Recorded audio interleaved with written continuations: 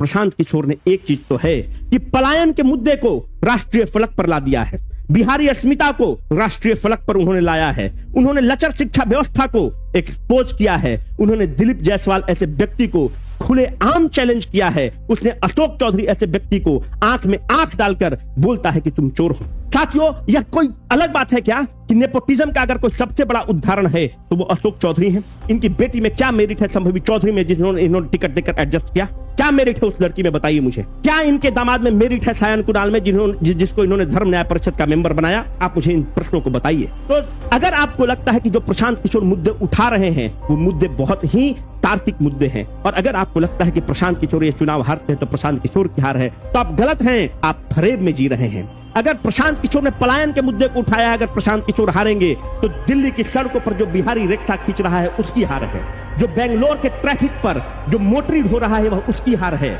जिस बिहारी को बंबई में बिहारी कहकर थप्पड़ मारा जाता है वह उसकी हार है, प्रशांत किशोर की हार नहीं है। अरे प्रशांत किशोर तो 1000 करोड़ रुपया यूं कमा सकता है और यूं निकल सकता है। प्रशांत किशोर जो कैंडिडेट दिया है, जो प्रोफेसर केसी सिन्हा ऐसे जो कैंडिडेट इन्होंने दिया है कुम्हरार थे, अगर प्रोफेसर केसी सिन्हा चुनाव हारते हैं तो जो हजारों सैकड़ों विद्यार्थियों ने जो इनकी किताब से पढ़ा है, जो इनसे पढ़ा है, कुलपति रहते हुए इनके नेतृत्व में जो डिग्रियां प्राप्त किया है विद्यार्थी, वो सब उनकी हार,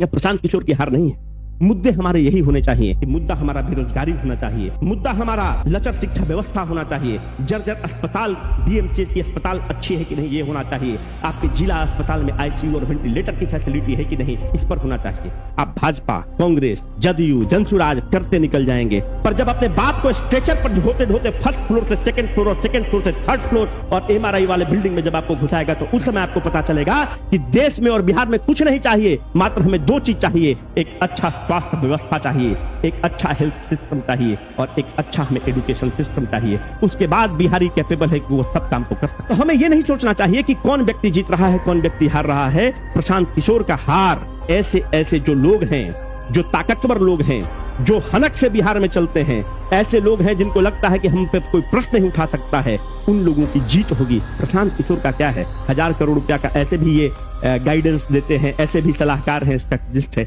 ये काम करेंगे और खूब आराम से जीत सकेंगे। प्रशांत किशोर का हार से इस चीज को याद रखना कि अगले आने वाले 20 साल में